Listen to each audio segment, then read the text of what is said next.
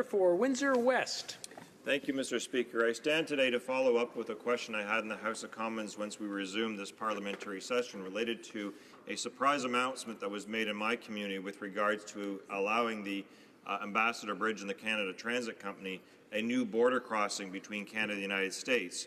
Mr. Speaker, the crossing that we currently have right now in my region, one of a few, is significant because it has around 25 to 30% of Canada's daily trade with the United States. Now, the crossing is owned by a private American billionaire who has had financial interests, obviously, at the most important aspect, and there has been an overwhelmingly long-standing frustration with the community that has been disrespected on both sides of the border. The government decided to issue an order in council to grant them this new border crossing. And they did so, Mr. Speaker, which is important for the public to know, is they did so behind closed doors where there is no accountability, there is little information that is shared, and most importantly, Mr. Speaker, they allowed the Ambassador Bridge and the Canadian Transit Company to announce this expansion at the expense of our community and some of the members there without even coming down to our community. In fact, Mr. Speaker, it was announced in the United States before it was in Canada. And right now, Mr. Speaker, we have seen over the last number of days, I stand in solidarity with my community of concern as the Ambassador Bridge has been blockbusting, buying up homes adjacent to its properties. It's cost us schools, it's cost us businesses, it's cost us a local post office, it's cost us a number of different things, and there's been nothing but anxiety, nothing but hurt, nothing but pain for decades. In fact, I guess the background of this company, this American institution in our community, can be summarized in one of their communication statements at one point in time, said this: when someone says no, we just look for another way to make it happen. Do we ruffle feathers? Damn right. And, Mr. Speaker, that attitude has progressed over a long period of time, has now been rewarded for a brand new crossing for a bridge that is less than 100 years old. Just last year, Mr. Speaker, it was this government that had to put work orders because of the danger of using this crossing in this facility that was not sufficient for the trade, commerce, and safety of citizens in my local community and across this country and the American side of going forth.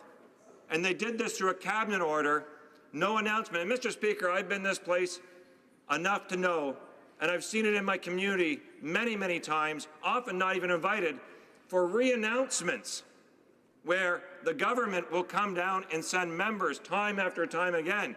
Not a single thing to answer questions, Mr. Speaker, that we have. Questions like expropriation, will residents be treated fairly?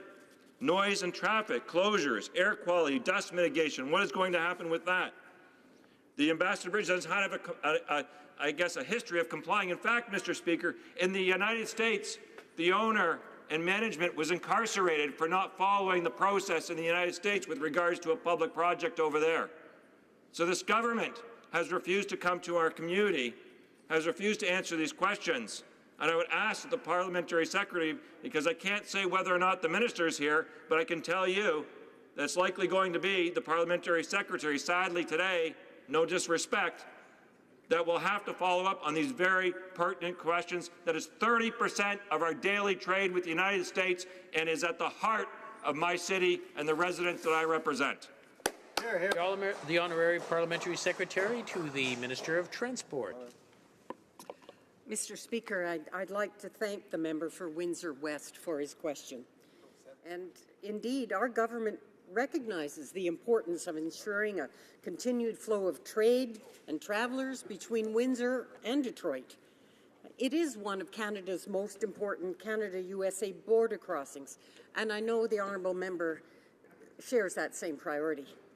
But I do welcome this opportunity to provide Canadians with further information about the application by the owners of the Ambassador Bridge to build a replacement bridge and expanded Customs Plaza, and on our government's decision to approve the construction subject to terms and conditions. This border crossing is important to the economic well-being of the local community, particularly to the automotive industry, and for daily commuter traffic between Windsor and Detroit. The International Bridges and Tunnels Act enables the Government of Canada to help protect the safety, security, and efficiency of these vital trade links. Under the International Bridges and Tunnels Act, an application must be submitted to the Minister of Transport to request approval for the alteration, construction, and operation of an international bridge. Our review and assessment of the application for the construction of a replacement bridge included significant consultations, including a 60-day public consultation undertaken by Transport Canada. Over 400 submissions were received, and the results of these consultations were published on Transport Canada's website. All information gathered as part of this process informed our government's decision. Indeed, the terms and conditions attached to the approval were established to, among other things, mitigate the safety and security risks and the impacts on the local community and the environment that could be caused by the construction and operation of the project. The conditions of the approval include dismantling the existing bridge when the replacement bridge is open, improving local infrastructure, creating new public green spaces, protecting the environment, and considering Indigenous interests. Our government has always maintained this critical trade corridor needs two viable commercial bridge border crossings to provide sufficient capacity and redundancy to support the safe and efficient movement of people and goods through the Windsor-Detroit corridor. We are committed to moving forward expeditiously with the Gordie Howe International Bridge project. Having the Gordie Howe International Bridge and a fully functioning Ambassador Bridge will enhance capacity and reliability at Canada's busiest commercial crossing. Thank you, Mr. Speaker. The honourable member for Windsor West. Thank you, Mr. Speaker, and I appreciate the exchange here, but it doesn't get to the root of what's taking place and what accountability we received from the Cabinet. Why, for example, was one of the questions that was raised, were there no community benefits? When the new Gordie Howe Bridge is being built, we have a community benefit program. There's no community benefits happening with the Canada Transit Company and the replacement span that they are getting here. Do they know, and what is the response to the American government? We are asking, this Cabinet, this Prime Minister and Cabinet has asked or demanded that the U.S. to actually tear down this bridge because obviously it connects to both sides and it is heritage on the United States. What has been the response, and is the President of the United States in support of tearing down that bridge? Most importantly, Mr. Speaker, is how is this government going to enforce the terms and conditions when this company has... The Honourable Parliamentary Secretary to the Minister of Transport. Thank you, Mr. Speaker, and thank you to my honourable colleague. I'm just going to reiterate that the importance of ensuring this continued flow of trade and travellers between Windsor and Detroit, one of the most important Canada-U.S. border crossings. The construction of the replacement Ambassador Bridge, together with the Gordie Howe International Bridge project, will ensure that Canadians continue to benefit from the efficient movement of people and goods at this crossing while providing infrastructure improvements for the local community. That's why we approved with conditions the Canadian Transport Company's application.